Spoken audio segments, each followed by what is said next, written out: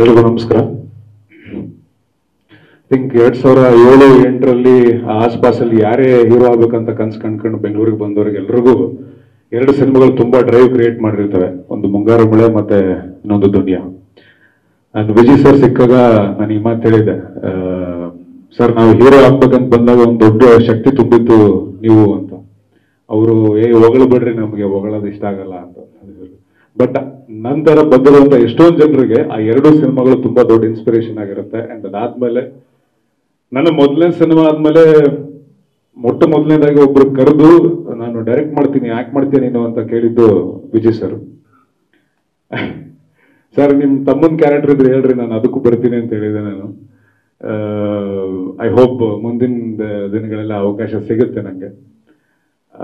But ಮೊದಲು ಕರೆದು ಗುರುತಿರೋದು, ಒಂದು ಅವಕಾಶನ ಕೊಡೋದಾಗ್ಲಿ ಅಥವಾ ಪ್ರೋತ್ಸಾಹ ನೀಡೋದಾಗ್ಲಿ, ನಮ್ಗೆಲ್ಲ ಹುರುಪಿರುತ್ತೆ, ದಾರಿ ಗೊತ್ತಿರಲ್ಲ. ಆ ಅನುಭವ ನಮಗ್ ದಾರಿ ಆದಾಗ ಬಹಳ ಖುಷಿ ಆಗುತ್ತೆ. ಅಂಡ್ ವಿ ಹ್ಯಾವ್ ಸೀನ್ ಈ ಹಿಂದಿನ ಸಿನಿಮಾಗಳಲ್ಲಿ ನೋಡಿದೀವಿ, ಒಂದು ಟ್ಯಾಲೆಂಟ್ ನ to the best, to the maximum use ಮಾಡ್ಕೊತಾರೆ ಅವರು. ಚರಣ್ ಸರ್ ಅವ್ರ ಮ್ಯೂಸಿಕ್, ಅವ್ರ ವರ್ಕ್ ಬಹಳ ಇಷ್ಟ. ಬಟ್ ಈ ವರ್ಷನ್ ಚರಣ್ ಸರ್ದು ಟು ದಿ ಫುಲ್ಲೆಸ್ಟ್ ಯೂಸ್ ಮಾಡ್ಕೊಂಡಿದ್ದು ವಿಜಯ್ ಸರ್.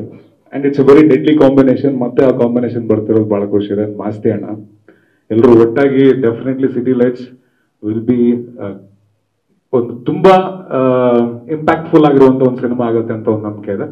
ಅಂಡ್ ವಿನಯ್ ಅವರು ಮೊದಲನೇ ಸಿನಿಮಾದಿಂದ ಪ್ರತಿ ಸಿನಿಮಾಗಳಲ್ಲೂ ಕೂಡ ಒಂದೊಂದು ವಿಭಿನ್ನ ಕಥಾಹಂದರಗಳು ಮತ್ತೆ ವಿಭಿನ್ನ ವಿಧವಾದ ಪಾತ್ರಗಳಲ್ಲಿ ಕಾಡ್ಸ್ಕೊತಾ ಬಂದಾರ. ಸೊ ಈ ಸಿನಿಮಾಗೂ ಕೂಡ ವಿಶ್ ಆಲ್ ದ ಬೆಸ್ಟ್. ಇನ್ನೊಂದು ವರ್ಷನ್ ಆಫ್ ವಿನಯ್ ಅವ್ರನ್ನ ಖಂಡಿತವಾಗ್ಲೂ ನೋಡಕ್ ಸಿಗುತ್ತೆ ವಿತ್ ವಿಜಯ್ ಸರ್ ಕಾಂಬಿನೇಷನ್ ಒಳಗೆ. ಮೋನೇಶ್ ಅವರು ಬರಬೇಕಾದ್ರೆ ಒಂದು ಪೂರ್ವ ಸಿದ್ಧತೆಯೊಂದಿಗೆ ಬರ್ತಿದ್ದೀರಾ. ಅಂಡ್ ಈ ಒಂದು ಅವಕಾಶ, ಇದೊಂದು ಅದ್ಭುತವಾದಂತ ಶುಭಾರಂಭವಾಗ್ಲಿ. Wish all the best to the entire team. ನಮಸ್ಕಾರ. ಎಲ್ರಿಗೂ ನಮಸ್ಕಾರ. ಫಸ್ಟ್ ಆಫ್ ಆಲ್ ಅದೇ ಎಲ್ಲರೂ ಹೇಳಿರೋದಕ್ಕೆ ನಂದು ಅಂಡರ್ಲೈನ್ ಅಂಡ್ ಟಿಕ್ ಮಾರ್ಕ್ ಇದೆ. ಅದು ಎಲ್ಲರ ಜೊತೆಗೆ ಏನಾಯ್ತು ಅಂತ ಹೇಳಿದ್ರೆ, ಅವರು ಒಂದು ಮನೆ ಕರೆಸಿ ಈ ಸಿಟಿ ಲೈಟ್ಸಿನ ಕತೆ ಹೇಳಿದ್ರು.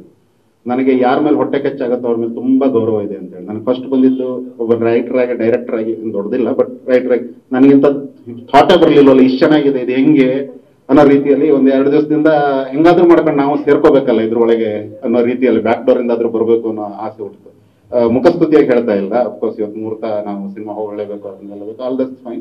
ಬಟ್ ಒಬ್ಬ ಮೇಕರ್ ಅಥವಾ ರೈಟರ್ಗೆ ಇರುತ್ತಲ್ಲ, ಹೆಂಗಾದ್ರೂ ಮಾಡಿ ಈ ಕತೆ ನನ್ನದ್ ಮಾಡ್ಕೋಬೇಕು ಅಂತ ಹೇಳಿ ಅಷ್ಟು ಚಂದದ ನಾವೇನು ಕುಂಬಿಯವರ ಕತೆ ಓದ್ತೀವೋ, ದ್ಯಾವನೂರವರ ಕತೆ ಓದ್ತೀವೋ, ಅದೆಲ್ಲದರ ಹೆಸಳನ್ನ ಹಿಡಿದು ಒಂದು ಕಮರ್ಷಿಯಲ್ ಸಿನಿಮಾ ನೇಯೋದಿದೆಯಲ್ಲ, ಅದು ಎಲ್ಲರಿಗೂ ಬರುವ ಕಲೆಗಾರಿಕೆ ಅಲ್ಲ. ನಿಜವಾಗ್ಲೂ ಅದು ಬಂಡೆ ಮಕ್ಕಳಿಯವರ ಆಶೀರ್ವಾದ ಇದೆ ಮತ್ತು ನಿಮ್ ಗುರುಗಳ ಆಶೀರ್ವಾದ ನಿಮ್ಗೆ ಇದಕ್ಕೆ ಶ್ರೀಕಾಂತ್ ಅವ್ರದ್ದು ಇದೆ.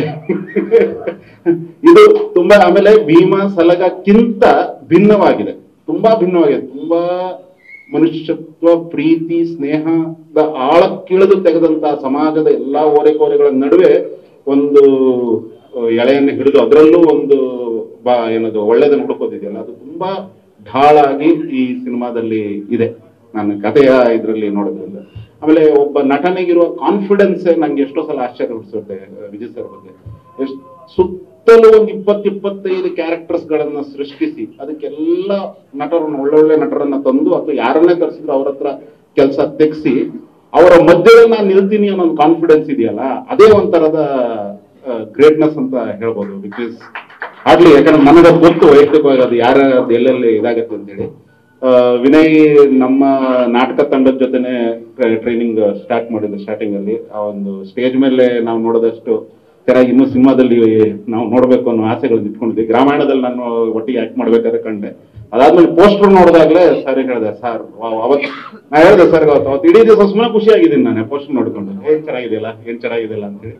ಸೊ ಇಷ್ಟೆಲ್ಲ ಖುಷಿ ನಮ್ಗೆ ಹಂಚ್ತಾ ಇರೋದಕ್ಕೆ ಸರ್ ಸುಮ್ಮನೆ ಥ್ಯಾಂಕ್ಸ್ ಹೇಳ್ರೆ ಸಣ್ಣ ಪದ ಆಗುತ್ತೆ. ನನ್ನಿ ಸರ್, ಥ್ಯಾಂಕ್ಸ್ ಅಷ್ಟೇ.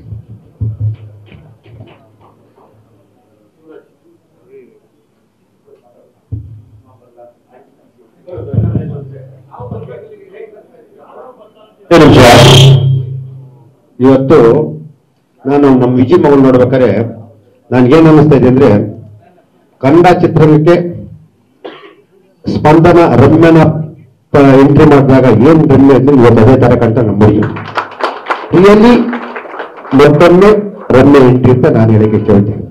ಕನ್ನಡ ಚಿತ್ರರಂಗದಲ್ಲಿ ಇನ್ನು 15 ವರ್ಷ ಮಿನಿಮಮ್ ಆಳ್ತಿಯ ಗ್ಯಾರಂಟಿ ಎರಡನೇ ಬರ್ತಿಲ್ಲ. ಆಲ್ ದ ಬೆಸ್ಟ್ ಮಗಳೇ. Thank you.